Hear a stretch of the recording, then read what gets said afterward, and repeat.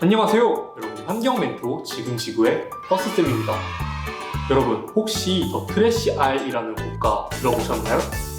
이 나라는 태평양에 위치한 섬나라인데요. 다른 일반적인 국가들과는 다르게 섬 전체가 쓰레기로 이루어져 있습니다. 태평양 대쓰레기장, 일명 GPGP는 1997년 미국의 찰스 무어가 하와이 횡단 요트 경기를 하던 중 처음 발견하였습니다. 쓰레기섬은 바다로 버려진 쓰레기들이 원형 순환 대류와 바람의 영향으로 밀려와 모이게 되어 생겨나게 되었는데요. 처음 발견 당시 우리나라 면적의 절반 정도였던 쓰레기섬은 지금은 우리나라 면적의 약 16배에 달하는 거대한 섬이 되었습니다. 그런데 이런 쓰레기섬이 어떻게 국가가 되었냐고요? 쓰레기섬의 규모가 점점 커지자 한 환경단체는 쓰레기섬을 정식 국가로 인정해달라는 신청서를 유엔에 제출하였는데요. 이는 쓰레기섬이 정식 국가로 인정받게 되면 주변국에서 해당 쓰레기섬의 문제를 책임질 의무가 생기기 때문입니다. 정식 국가 기준을 맞추기 위해서 여권, 화폐, 우표 등을 만들었으며 엘 고어 전 미국 부통령을 쓰레기섬의 첫 시민권자로 등록함을 시작으로 전 세계에서 20만 명의 시민을 모집하였고 마침내 더 트래시 아일이라는 이름의 국가가 만들어지게 되었습니다. 그렇다면 쓰레기 섬에서 보았듯이 우리 일상 속에서 쓰레기들은 얼마나 많이 발생하고 있는 걸까요? 친구들, 혹시 월이라는 영화 보셨나요? 영화는 텅 빈 지구에서 수백 년 동안 폐기물 수거 일을 하는 월이라는 로봇의 이야기를 다루는데요. 영화에서 지구는 쓰레기로 뒤덮여진 폐허의 모습을 하고 있어요.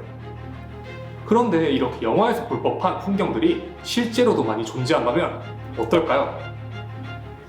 기하급수적으로 늘어나고 있는 쓰레기로 인해 수도권의 쓰레기 매립지들은 이미 포화 상태라고 합니다. 그래서 어마어마한 양의 쓰레기들이 알게 모르게 전국 각지에 오지로 보내지고 있다는데요. 환경부에 따르면 지난해 12월 기준으로 전국의 쓰레기산은 모두 91곳에 달한다고 합니다. 대대적인 제거 작업을 통해 300개의 쓰레기산을 치웠는데도 불구하고 이만큼이나 남았다고 해요. 더군다나 코로나19의 확산과 온라인 거래의 증가로 배달 문화가 보편화되면서 플라스틱과 스티로폼과 같은 생활 폐기물들이 1년 사이에 10%나 증가하게 되면서 쓰레기의 처리는 날이 갈수록 심각한 사회 문제로 대두되고 있습니다. 코로나19가 시작되면서 마스크는 우리 일상에서 없어서는 안 돼 필수품으로 자리하게 되었습니다. 하지만 이에 따라 수많은 마스크 쓰레기들이 발생하게 되었고 이 중 일부는 바다로 흘러 들어갔다고 합니다. 근데 일부라고 이야기했지만 오션스 아시아의 보고서에 따르면 올 한 해에만 15억 6천만 개의 일회용 마스크가 전 세계 바다로 유입되었다고 합니다. 그리고 이러한 일회용 마스크들은 분해되는데 450년이나 걸리는 데다 분해 과정에서 미세 플라스틱이 되어 해양 생태계에 심각한 영향을 끼칠 것으로 예상되고 있습니다. 미세 플라스틱은 5mm 이하의 작은 플라스틱을 뜻하는데 작은 물고기들은 이를 플랑크톤으로 착각하여 먹어버린다고 합니다. 그리고 먹이사슬에 따라 어린 물고기, 멸치, 고등어, 참치, 마지막으로 사람까지 이어지게 됩니다. 세계자연기구에 따르면 한 사람이 매주 먹는 미세 플라스틱의 양은 신용카드 한 장 분량이라고 합니다. 일주일에 하나씩 먹는다는 건 좀 놀랍네요. 문제는 이러한 마스크로 인한 해양오염은 빙산의 일각이라는 것이에요. 올해 바다로 흘러들어간 마스크 쓰레기는 약 6,000톤으로 예상되지만 내년 바다로 유입되는 플라스틱 쓰레기는 800만에서 1200만 톤에 이른다고 합니다. 어마어마한 수치죠? 국립해양생물자원관 연구진이 최근 2년간 죽은 채 발견돼 바다고도 38마리를 부검해 보았더니 절반이 넘는 20마리의 소화기관에서 플라스틱 쓰레기가 검출되었을 정도로 물고기나 거북이와 같은 바다 생물들이 쓰레기를 먹고 폐사되는 사례가 증가하고 있다고 해요. 이처럼 쓰레기는 간과할 수 없는 심각한 문제들을 발생시킵니다. 그렇다고 쓰레기가 처리되면 괜찮은 거냐? 그것도 아닙니다. 쓰레기들은 크게 매립과 소각 방식으로 처리가 되는데요. 매립은 쓰레기들을 땅속에 묻는 것이고, 소각은 쓰레기들을 태워버리는 겁니다. 먼저 매립에 대해서 이야기해 볼까요? 과연 쓰레기를 땅속에 묻는다고 쓰레기들이 사라질까요? 사라지기는 사라지겠죠. 아주 오랜 시간이 지나면 말이죠. 종이로 이루어진 쓰레기들은 대부분 땅속에서 6개월 이내에 분해가 되지만, 비닐봉지는 일반적으로 10년에서 20년, 알루미늄 캔은 50년, 플라스틱은 500년, 그리고 유리병이나 폐 건전지는 100만 년에서 많게는 200만 년까지 분해되지 않는다고 합니다. 또한 매립된 쓰레기들은 토양과 지하수를 오염시키며 매립지에서는 쓰레기가 분해되면서 악취와 온실가스인 메탄이 발생되기도 합니다. 소각 방식은 그렇다면 좀 나을까요? 매립보다 더하면 더했지 별반 다를 바 없습니다. 쓰레기 1톤을 소각할 때 평균 1.1톤의 이산화탄소가 대기 중으로 배출되며, 비닐이나 플라스틱이 소각될 때는 치명적인 유해 물질인 다이옥신이 발생합니다. 다이옥신은 발암물질로 단 1g만으로도 몸무게가 50kg 나가는 성인 2만 명을 죽일 수 있는 것으로 알려져 있습니다. 결국 매립과 소각은 쓰레기 처리에 있어서 좋은 방식이 아니라는 거죠. 하지만 매립과 소각을 대체할 수 있는 방법이 없다는 것 또한 문제입니다. 그렇기 때문에 사람들은 쓰레기를 처리하는 방식에 집중하는 것에서 처리할 쓰레기의 양을 줄이는 방식으로 시선을 옮기기 시작했고, 그렇게 등장한 것이 바로 자원순환입니다.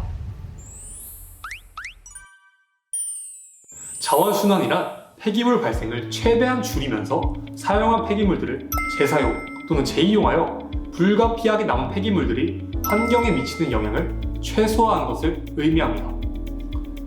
자원순환을 위해서는 자원과 에너지의 흐름이 순환 형태가 되도록 전환되어야 하는데요. 여기서 순환 형태란 생산, 소비, 관리, 재생 단계를 뜻합니다.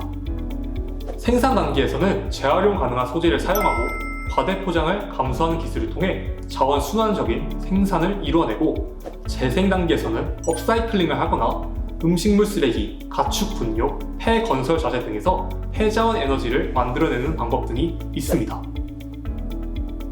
그리고 이러한 자원순환을 이루어내기 위한 대표적인 노력이 바로 3R 운동입니다. 3R 운동을 들어본 친구들도 있을 텐데, 리듀스, 리유스, 리사이클의 약자로 일회용품 사용을 줄이고 재사용할 수 있는 물건을 다시 보고 재활용을 일상생활하자는 운동입니다. 그런데 요즘은 3R에 두 가지 R을 더 추가하여 5R 운동이 대세라고 하는데요. 거절한다는 의미의 리퓨즈와 썩히기에 rat을 추가하여 불필요한 소비는 거절하고 썩을 수 있는 것들은 가정 등에서 퇴비로 만들어 배출하자는 것입니다. 업사이클링도 자원순환의 대표적인 예시라고 할 수 있어요. 업사이클링은 업그레이드와 리사이클링을 합친 단어로 쓸모가 없어져 버려지는 제품을 단순히 리사이클링, 즉 재활용하는 차원을 넘어 친환경적인 기술이나 디자인, 아이디어 등의 가치를 더해 새로운 제품으로 재탄생시키는 것을 뜻합니다. 그렇다면 이러한 업사이클링 제품에는 어떤 것들이 있을까요? 우리 친구들이 많이 알고 있을 가방 브랜드 F사는 대표적인 업사이클링 브랜드 중 하나입니다. F사는 버려진 방수포와 차량용 안전벨트, 그리고 자전거 튜브를 이용하여 가방을 제조하는 기업입니다. F사는 독특한 디자인과 매력 덕분에 전 세계에서 마니아층을 형성할 정도로 높은 인기를 얻고 있는데요. 가방을 만드는 데 필요한 재료들이 모두 폐자재로부터 수거되기 때문에 패턴과 형태가 모두 제각각이라 생산되는 모든 가방의 디자인이 각각 다르다는 특징을 가지고 있어요. 당장 지금 영상을 보고 있는 친구들 중에서도 F사 가방을 가진 친구들 꽤 많을걸요? 선생님도 하나 사고 싶었는데 돈이 없어서 못 샀어요. F사는 연간 30만 개에 달하는 가방을 생산하고 있으며, 생산 과정에서 무려 390만 톤의 방수포와 22만 개의 차량용 안전벨트, 그리고 3만 6천 개의 자전거 튜브를 사용하여 어마어마한 쓰레기 저감 효과를 이루어내는 대표적인 업사이클링 기업이랍니다. 이 밖에도 많은 기업들이 폐플라스틱을 이용해 에코백이나 의류를 만들고 마스크로 의자를 만들기도 합니다. 뿐만 아니라 커피 찌꺼기를 활용하여 화장품을 만드는 등 여러 분야에서의 업사이클링을 진행하고 있습니다. 이쯤 되면 업사이클링 회사가 뭘 하는지 직접 안 만나볼 수가 없겠죠? 펫타이어를 업사이클링하여 신발을 만드는 회사의 대표님을 직접 만나뵙고 업사이클링에 대해서 조금 더 자세히 알아보도록 할까요? 네, 오늘 우리 삶 속에서 자원순환을 직접 실천한다는 회사가 있다는 이야기를 듣고 저희 직접 만나러 와봤는데요. 한번 같이 보러 가보실까요?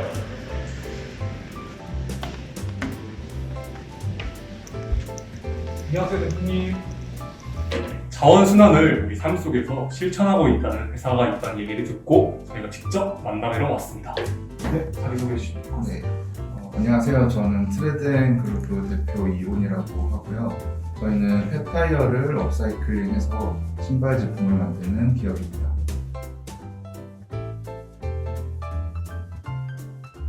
타이어를 신발로 만든다고 네. 하잖아요. 근데 이런 발상 자체가 되게 신선한 발상이라고 저는 생각하는데 어떻게 이런 회사를 만들게 된 계기가 혹시 있으셨나요?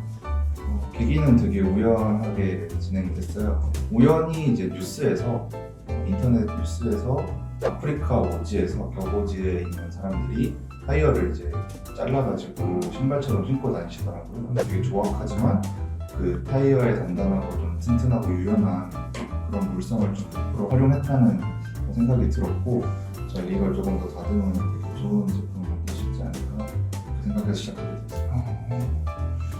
그럼 이제 업사이클링을 하시는 거잖아요. 네. 타이어로 신발 만드는 펫타이어 혹시 환경 오염에 어느 정도 좀 관련이 있을까요? 그렇죠. 저희가 처음에는 이제 순전히 그 아프리카 뉴스만 보고 네. 시작을 했는데 찾아보면 볼수록 문제가 굉장히 심각한 게 있더라고요. 우리나라 같은 경우에는 규제도 심하고 여러 가지 체계가 잘 돼 있다 보니까 90% 넘게 재활용은 되고 있어요. 네. 하지만 그 중에서 10% 조금 넘는 숫자 정도만 다른 물성으로 재활용되고요. 네. 거의 대부분은 연료로 사용이 되고 있어요.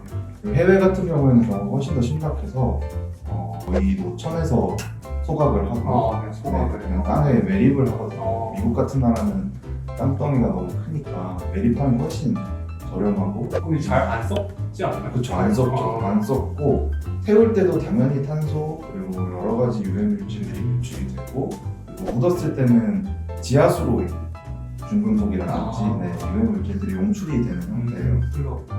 그걸 정리하면 대기 오염, 지하수 오염, 토양 오염 이렇게 환경 오염들에 좀 영향을 많이 주고 있고 그리고 일단 타이어 자체가 자동차에 쓰는 거다 보니까 양 자체가 어마어마해요. 그래서 매년 전 세계적으로 약 10억 개 정도가 발생을 하고 있어요. 우리나라도 아까 말씀드렸듯이 재활용된 게 90%인데 안 된 것만 240만 개거든요. 안 된 거네. 좀 축구장 200개 넘기려고 굉장히 양이 많은데 처치는 조금 곤란하거나 아니면 좀 유해한 방식으로 처치되고 있는 그런 자원이라고 보시면 됩니다. 이렇게 펫타이어라는 좀 불필요한 물질을 신발이라는 네. 필요한 물질로 재활용하고 업사이클링 하신 건데 네. 이렇게 발상을 좀 실질적으로 구현하기가 되게 시행착오가 많으셨을 것 같은데 그 좀 어려움에 대해서 좀 말씀해 주실 수 있어요? 저희 팀 이름 트레드앤 그룹에서 트레드가 타이어가 땅에 닿는 표면이라고 이제 말씀을 드렸는데 그 트레드 표면이 실제로 신발의 이제 밑창, 즉 아웃솔이 되는 거거든요. 네. 방금 말씀드린 트레드는 실제로 타이어 전체 두께에서 한 3mm에서 6mm 정도 얇게 이렇게 덮여 있고요. 그 밑에는 철사도 있고 섬유도 있고 타이어가 생각보다 복잡한 층층이 이렇게 구조가 되어 있어요. 그래서 저희도 처음에는 당연히 타이어 전문가가 아니까 모르고 그냥 다 고무겠거니 고무는 나는 창으로 쓸 수 있는 거 아닌가 하고 칼로 이렇게 했는데 바로 이제 불꽃이 막 튀고 전기톱으로 자르고 이제 그래야 조금씩 잘리는 그 정도 단단하고 좀 복잡한 구조더라고요. 그래서 그 얇은 트레드 표면을 분리해 나가는 과정 그 기술 같은 게 저희가 좀 많이 애를 먹었고 그 과정에 손도 다치기도 하고 그거에서 되게 어려움이 많았고 다음 문제는 이제 그거를 분리해서 제품을 만들고 펀딩도 했는데 이제 여러분들께서 걱정하시는 게 근데 그 정도면 너무 타이어에서 일부분이 아니냐 그런 질문도 많으셨어요. 그래서 저희 같은 경우에는 다시 한번 남은 타이어를 분쇄를 하고 거기서 철사 같은 건 다 이제 고철 스크랩으로 대철소로 인계할 수 있고요. 그리고 나머지 이제 고무 같은 경우에는 분쇄해서 미분 고무 가루로 만들어요. 미분. 네. 이걸 또 재성형해서 이제 아웃솔도 만들 수 있고 아웃솔 외부에 있는 신발 부자재 같은 쿠션 같은 것도 다양하게 쓰려고 지금 진행을 하고 있습니다. 그러면 이렇게 여러 시행착오를 거쳐서 만든 트레드 그룹의 신발도 안 볼 수가 없죠. 아, 네. 한번 소개해 주실 수 있어요? 일단 그냥 다른 거 두 가지를 가져왔어요. 네. 이거 같은 경우는 구두 제품인데 더비 슈즈. 네, 더비슈즈 제품인데 저희가 여기 보시면 실제로 달렸던 타이어의 모습이고 근데 이렇게 실제 달렸던 거 있으면 타이어가 네. 좀 모양이 좀 다르지 않아요? 그렇죠. 모양도 다르고 그리고 이 찍어내는 각도나 방향에 따라서도 같은 타이어에서도 이제 조금씩 패턴이 다르게 돼서 저 세상에 하나뿐인 그런 디자인이라고 좀 이해해 주셨으면 좋겠다 생각을 하고 있고요. 네.